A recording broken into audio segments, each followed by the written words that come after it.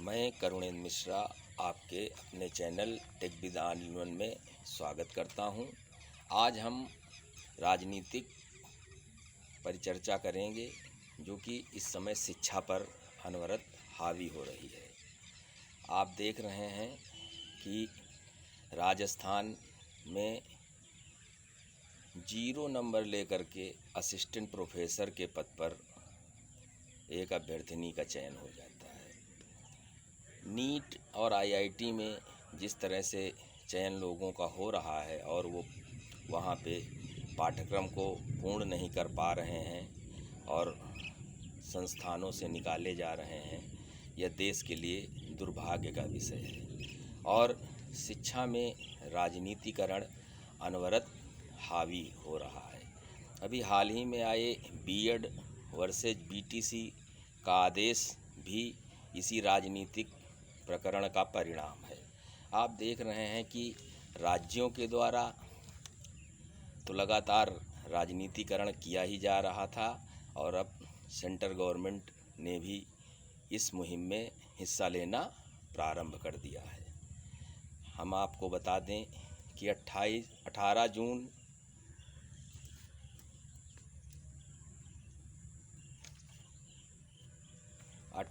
जून 2018 को जो गजट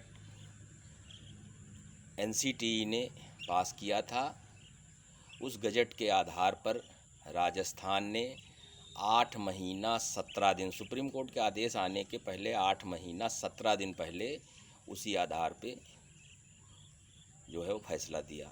लेकिन आज तक उस आदेश पर किसी प्रकार का कोई स्टेटमेंट या किसी प्रकार का कुछ भी सुधार गवर्नमेंट द्वारा न किया गया और न उस पर कोई वक्तव्य आया।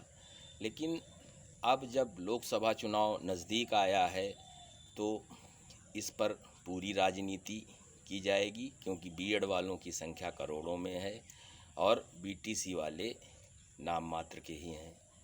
तो यह राजनीतिकरण अच्छी नहीं है, क्योंकि डॉक्टर, इंजीनियर और अध्यापक ये सब जिस तरह से हिंदुस्तान में चयनित हो रहे हैं, क्या आपको प्रतीत होता है कि भारत विश्वगुरु की श्रेणी में आएगा? क्योंकि नेता लोग तो अपने ऑपरेशन कराने के लिए विदेश चले जाते हैं, उनके बच्चे विदेश में पढ़ते हैं और हम लोगों के बच्चे यहीं पढ़ते हैं। और नेता लोग अगर इसी तरह शिक्षा का राजनीतिकरण करते रहे तो देश विश्वगुरु कैसे बनेगा, यह समझ से परे है। अब आप देख लीजिए, शिक्षा मित्रों का समायोजन ही ले लीजिए। उत्तर प्रदेश सरकार ने जिस तरीके से गलत तरीके से किया और वह सुप्रीम कोर्ट तक रद्द हुआ, उसके बाद कितने शिक्षा मित्रों ने सुसाइड किया, वह आपके सामने है।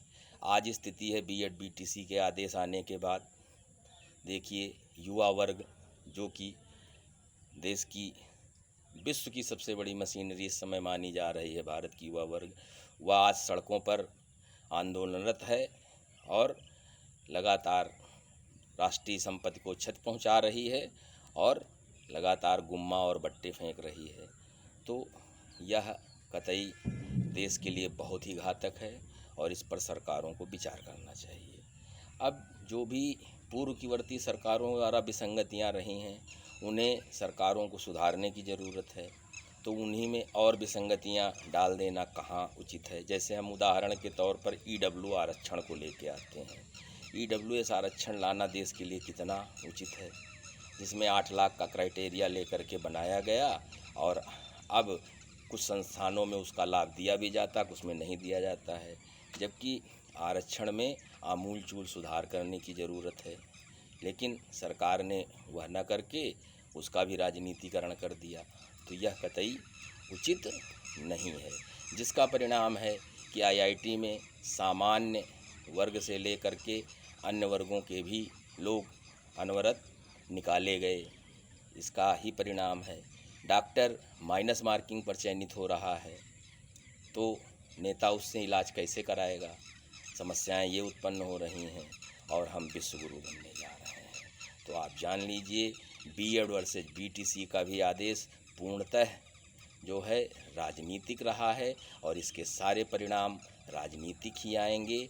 हमने आपको अपने पूर्व के वीडियो में पहले ही बता रखा है कि इसमें लास्ट में वही होगा जिसमें नेताओं को राजनीतिक फ़ायदा मिलना है और हम आप केवल अपनी ऊर्जा को व्यर्थ में नष्ट कर रहे हैं।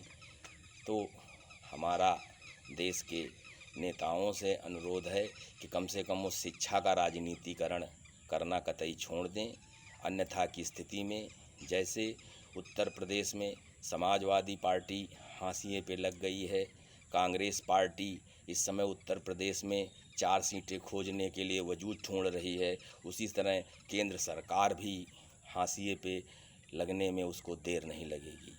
धन्यवाद। जय हिंद, जय भारत।